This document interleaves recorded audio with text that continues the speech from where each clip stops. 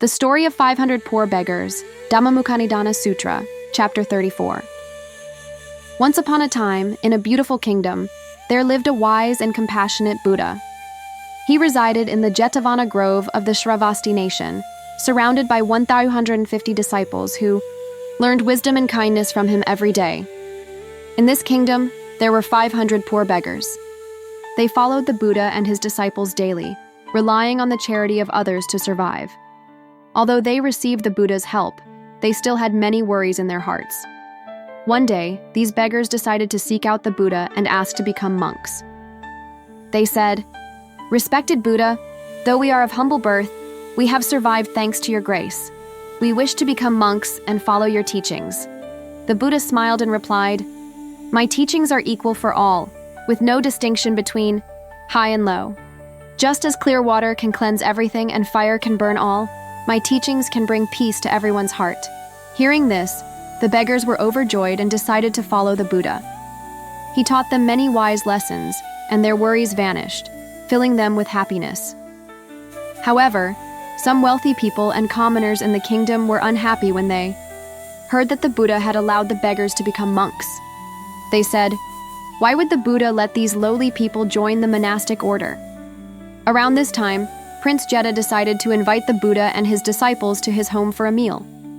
He sent a messenger to the Buddha saying, "Please come to my house for a meal tomorrow, but do not bring those beggars."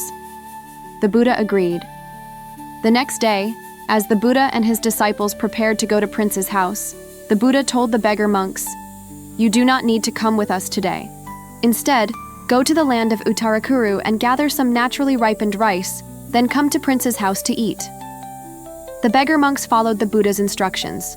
They flew to Uttarakuru, gathered rice, and returned to Prince Jeta's house. They sat down and began to eat. Seeing them fly, Prince Jeta was amazed and felt a deep respect for them.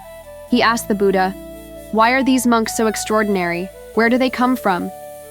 The Buddha smiled and said, "They are the same beggars who were not invited yesterday. Since they were not invited, they gathered their own rice to eat today."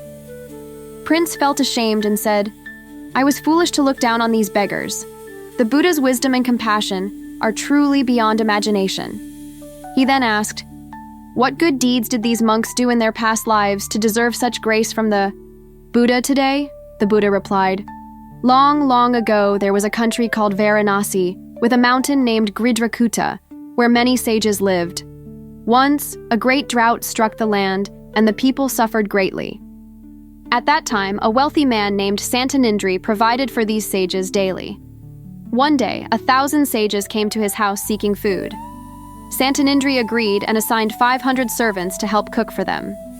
These servants grew tired of cooking every day and began to resent the sages. One day, Santanindri forgot to inform the sages that their meal was ready, but his dog went and barked at them instead. The sages came to Santanindri's house and told him, "It is time to plant seeds now." Santanindri followed their advice and planted many grains. Miraculously, all the grains turned into large gourds filled with ripe seeds.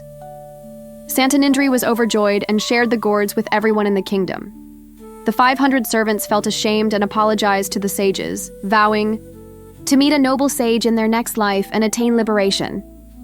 Those 500 servants were reborn as beggars for 500 lifetimes, but because of their repentance and vows, they finally met me and attained liberation today. Prince was deeply moved by the Buddha's words and decided to follow his teachings. From that day forward, he and everyone else became kinder and wiser, striving to practice the Buddha's teachings. Reflections. The Buddha's wisdom and compassion teach us the importance of equality and respect. The law of karma is fair. Although we may not see immediate results, good deeds will eventually bring good rewards, and bad deeds will bring consequences. Those 500 servants, though reborn as beggars for 500 lifetimes, ultimately attained liberation because of their past good deeds and repentance. This reminds us that doing good may not bring immediate rewards, but with a kind heart, goodness will eventually prevail.